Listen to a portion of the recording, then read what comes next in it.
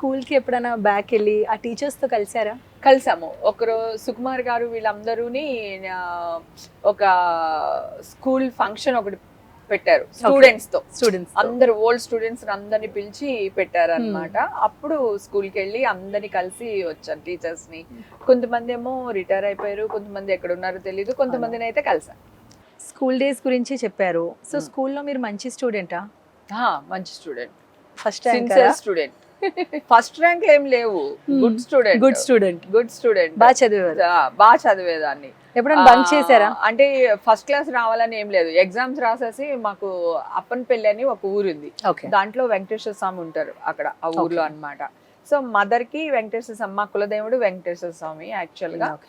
So ఇక్కడ exam రాసాడు, గుడికి వెళ్ళి దండం పెట్టేయడం, పాస్ అయితే కొబ్బరికాయ కొట్టుకుంటాను.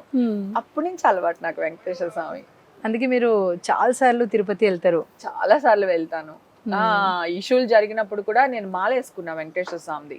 ఓకే. అంటే నాకు తెలిసి నేను ఏ తప్పు చేయలేదు అని, కాకపోతే తొందరగా జడ్జిమెంట్ రావాలి అంటే సంవత్సరాలు పట్టేస్తాయిరా. అవును.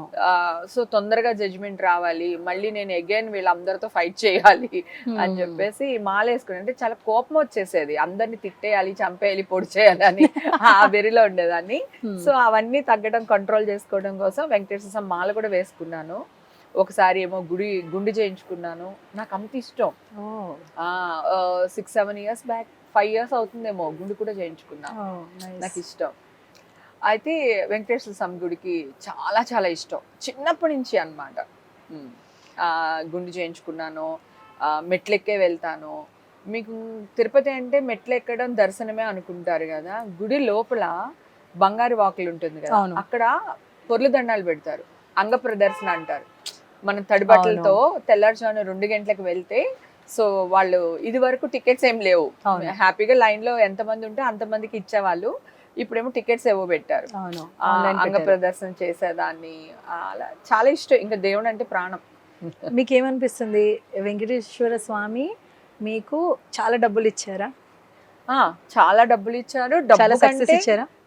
ఎగ్జాక్ట్లీ అదే చెప్పబోతున్నా, డబ్బు కంటే సక్సెస్ ఇచ్చారు, సక్సెస్ కంటే పేరు ఇచ్చారు.